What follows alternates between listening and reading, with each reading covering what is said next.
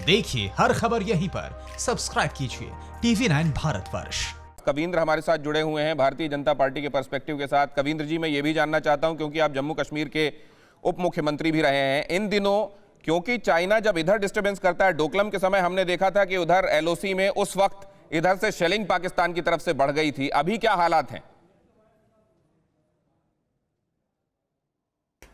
देखिए, कुल मिलाकर के चीन और ये चाहता है कुल मिलाकर के चीन ये चाहता है कि जो कोरोना संक्रमण के कारण से भारत आज पूरे देश में जिस प्रकार से मानवता करा रही है और उसके पीछे जैसे एक सारी विदेशी कंपनियां वहां से उठ कर के जाना चाहती हैं, उसी के कारण से ये सारा एक दबाव बनाने की कोशिश की जा रही है। और भारत आज उस क्षेत्र में अपने आप में सक्षम है। हमारे जो जवान हैं साइचिन के माइनस पारे में भी वहाँ पर रहते हैं, तो इस सारे हालात में पहले भी मुंह तोड़ जवाब दिया गया है। और ये मेरा सवाल ये था सर कि क्या इस वक्त पाकिस्तान को भी बढ़ावा मिलेगा और उधर LAC में और इधर LOC में क्या पाकिस्तान की तरफ से उकसाने वाली घटनाएं और हो सकती हैं क्या? देखिए, पाकिस्तान से लगातार गोलाबारी चाहे पुंछ सेक्टर हो चाहे उड़ी सेक्टर हो इस तरफ होती रही है। और पाकिस्तान हमेशा से चीन की डायरेक्शंस पर ही चलता है और इनके अपनी आपसी तालमेल के कारण से ही ऐसा होता है। और एक ही देश है चीन जो पाकिस्तान को हमेशा समर्थन करता रहा है। और अब एक बात और जिसको लेकर मैं आगे अभय दुबे के पास जाना चाहूंगा। अभय दुबे ने यह कहा कि डोकलम के बाद से हिंदुस्तान ने कुछ सीखा नहीं, ना तो इंफ्रास्ट्रक्चर पर उतना काम हुआ और ना जब भी चाइना के राष्ट्राध्यक्षों के साथ मुलाकात का मौका हुआ तब बगैर एजेंडे के ये मुलाकातें हुई। आपका जवाब जल्दी से कविंद्र जी।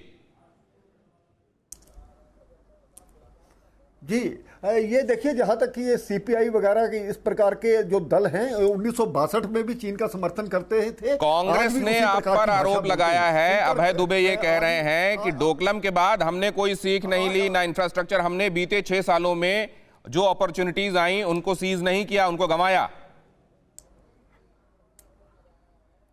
ये देखिए, ऐसा नहीं है। भारत ने पूरे विश्व भर में अपने संबंध बनाए हैं और पूरे देशों के साथ बनाए हैं। चीन जैसे धूर्त है और उसकी हमेशा रहती है, उसकी करनी और कथनी में हमेशा अंतर रहता है। और पीठ के पीछे से छुरा घोंपने की उसकी एक प्रथा है।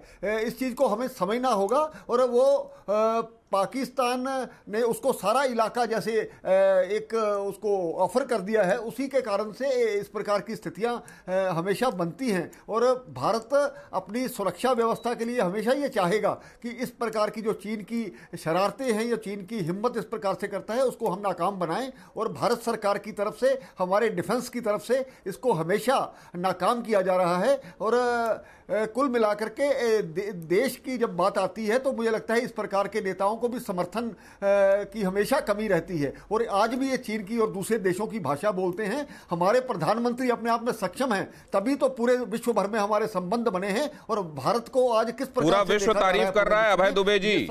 शायद ये वजह भी होगी कि प्रधानमंत्री की तारीफ हो रही है और चाइना को ये बर्दाश्त नहीं होगा। दिनेश गौतम जी, हम भी प्रशंसा करना चाहते हैं प्रधानमंत्री जी की, लेकिन हम जो अपेक्षा करता है देश, जैसे मैंने कहा आपको कि डोकलाम में ये सारा देश जानता है, बाद में स्वीकारा डिफेंस मिनिस्टर ने। हमने ही सबसे पहले पॉइंट आउट किया कि जो 73 डेज का स्टैंड ऑफ था उसका लाभ हमको नहीं मिला। बाद में वो मिलिट्री इंफ्रास्ट्रक्चर चाइना ने चुपचाप बना लिया, शायद हमने मौन सहमति उसको दे दी।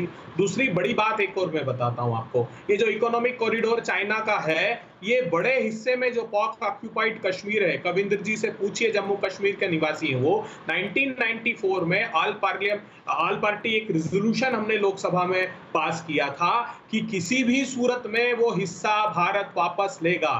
क्या एक बार भी आपत्ति मोदी सरकार ने दर्ज कराई? बड़े हिस्से पर, पाक ऑक्यूपाइड कश्मीर के बड़े हिस्से पर काम कर रहा है चाइना और पाकिस्तान। हमको अपने कंसर्न्स को रेस करना चाहिए। आज की जो परिस्थितियां, मीडिया रिपोर्ट से पता लग रहा है कि कि मिरर डिप्लॉयमेंट हमने किया है, 5,000 के लगभग चाइना के सैनिक हैं, तो हमने भी अपने सैनिक भेजे हैं। लेकिन वो जो इंफ्रास्ट्रक्चर डेवलपमेंट का साजो सामान के साथ आए हैं, चाइना को उनकी मंशा पूरी नहीं करने। न्यूज़ टॉप 9 रोज सुबह 7 बजे और शाम 7 बजे सिर्फ TV9 भारतवर्ष पर।